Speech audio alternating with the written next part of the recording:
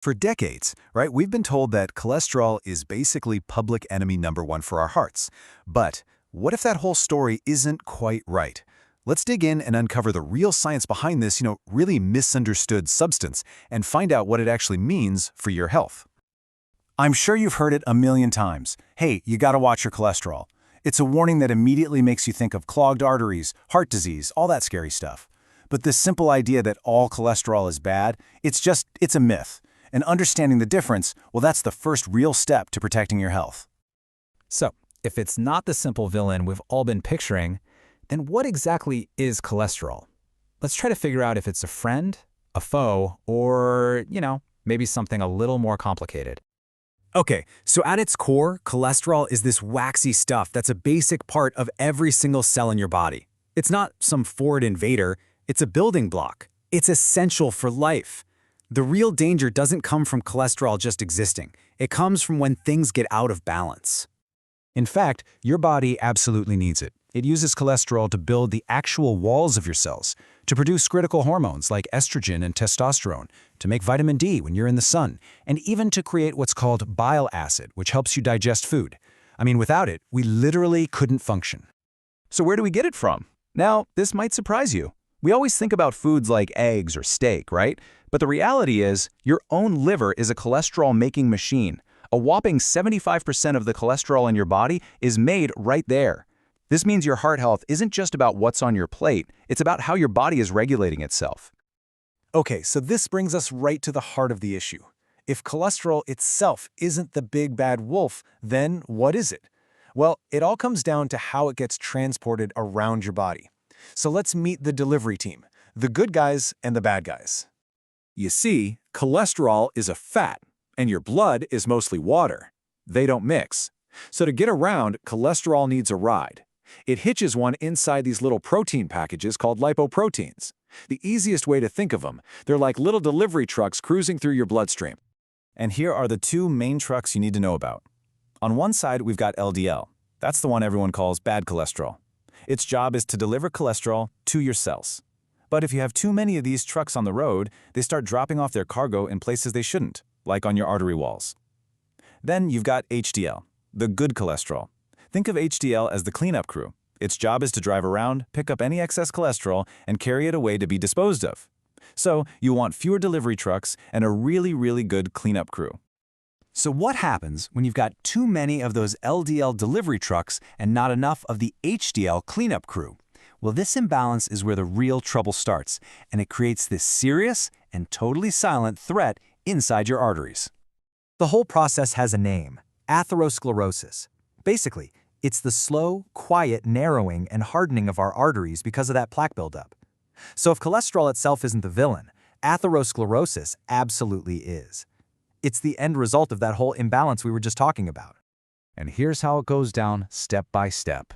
First, all those extra LDL particles start to wiggle their way into the wall of your artery. Your body sees this as an injury, so it triggers an immune response, inflammation. But in this case, the repair crew actually makes things worse. Over time, all this gunk mixes with cholesterol and other stuff to form a plaque. And for years, this plaque can just sit there, slowly growing and hardening, making that highway for your blood narrower and narrower. And here's the really dangerous part. If that hardened plaque suddenly cracks or ruptures, your body's emergency system kicks in and forms a blood clot to seal the wound. But if that clot is big enough to block the already narrowed artery completely, it cuts off all blood flow. If that happens in your heart, it's a heart attack. If it happens in your brain, it's a stroke. So, the key takeaway here is that this is a silent danger. You can't feel your arteries hardening, and that's exactly why it's so important to shift our focus to prevention and to really understanding your own personal risk factors. Which leads us to this massive question, right? If high cholesterol doesn't make you feel sick or tired or anything, how on earth are you supposed to know if you're in danger? Well, the answer is pretty simple. You have to go looking for it with a blood test. It's a simple blood test called a lipid profile, and it gives you a perfect snapshot of your risk. Your doctor is going to look at a few key things. They want your LDL, the bad stuff, to be low, ideally under 100. For HDL, the good cleanup crew, higher is better, so over 40 for men, over 50 for women. They'll also check triglycerides, another fat in your blood, which should be under 150. All of that adds up to your total cholesterol, and for that, the goal is to be under 200. Just knowing these numbers is the first step to taking back control. So what affects those numbers? Well, it's a mix of things you can control and some things you can't. A diet with a lot of unhealthy fats, not getting enough exercise, smoking, carrying extra weight, those are all huge drivers. But so are things like having diabetes and this is a big one, your own family history. Genetics plays a role here too.